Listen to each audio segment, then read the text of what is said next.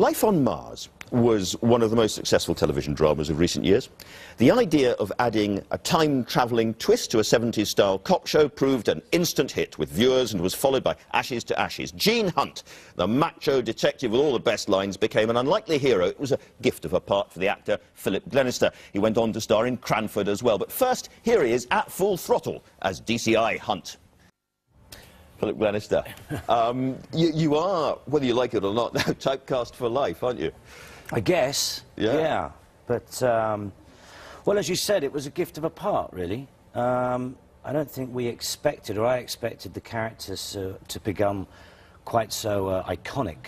Yeah. I mean, when originally we all thought he was going to be this really rather unpleasant sort of Jurassic Park-type detective from the past. Well, he's kind of Jurassic. I mean, let's just, for those who haven't, those very few people who haven't seen him in action, let's just have a little look at DCI Hunt in action, shall we?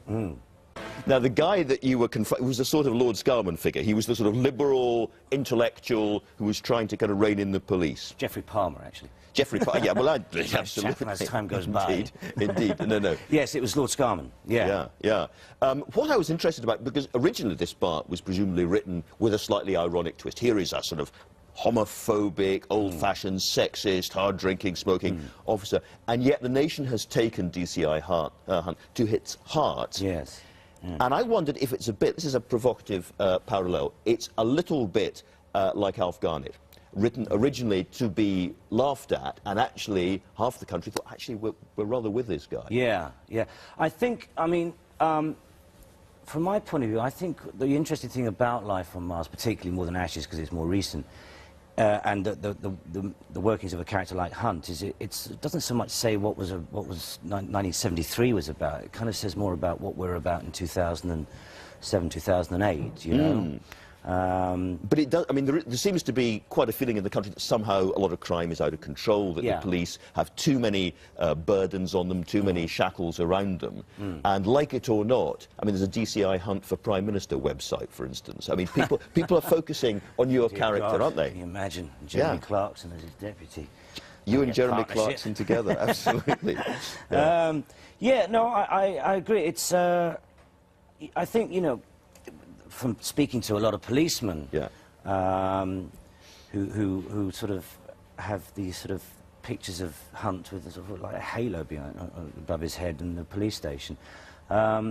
I think this whole thing of governments and targets and all that kind of thing, and someone like Hunt would just throw that kind of out. Yeah, and people like that notion. And the police, really, as you were suggesting, you've become a hero. I mean, you were in a car the other day, I read, and there's a little bit of speeding going on by your driver. Well, it was a slight exaggeration by one of the tabloid newspapers, but no, it wasn't anything really. It was all a bit silly, you know, being 2 miles over the speed limit. But no, it was. But you wind down the window, and the policeman looks in and sees you, and says, "Oh." They tend to do a double take, and they see me for some reason. Which, but no, I've always thought it would be that awful thing that this could be the one part that I could come out with that, you know, having played Hunt, with that dreadful line to a policeman if I ever get stopped for the wrong reasons, and turn around and say to him, "Do you know who I am?" You know, I must never let it get to that.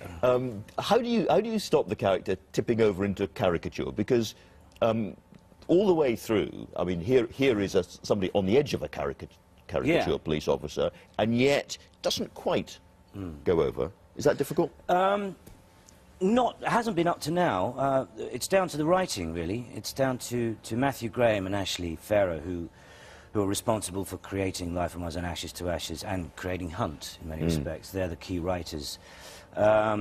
And I think they pass on their knowledge to other writers coming in to say, keep it like this. Keep it like this. The comedy comes out of the drama in many respects. Do you know what I mean? You don't try and write funny. It just sort of comes out of the situation. We've had Life on Mars in the 70s. We've had Ashes to Ashes in the 80s.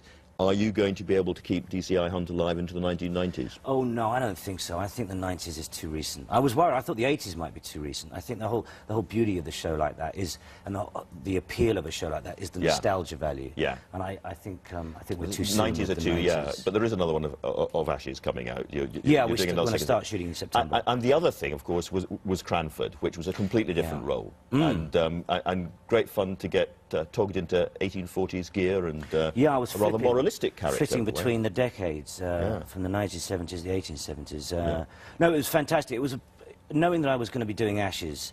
I wanted to find something that would be very different, to remind people that, you know, I'm not just Gene Hunt, and Cranford seemed perfect with this wonderful character who's a man sort of ahead of his time, a reformer, as opposed to Hunt, who's a bit behind his time. Yeah, I know beating up old ladies, you see, in Cranford. Well, a couple of close runs with the Dench and Aikens, but otherwise. All right, well, listen, thank you very much for coming in. Let's just see a clip of Cranford at the end. Thank you. Just briefly joined by Douglas Alexander and Philip Glenister. DCI Hunt's verdict on it all? On what? Rubbish. I don't know. Do you watch you watch Life on Mars? Life on Mars, I do, yeah. Yeah. Do you think that there is a kind of sort of populist revolt going on around sort of political correctness in the country? These guys got to listen to?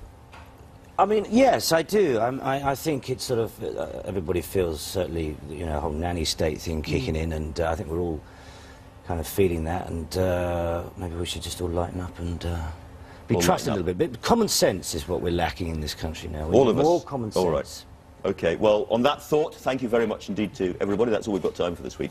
Do join me again next Sunday. Until then, sit out with your barbecues. If the sun is shining, I hope it is. Good morning, and thank you.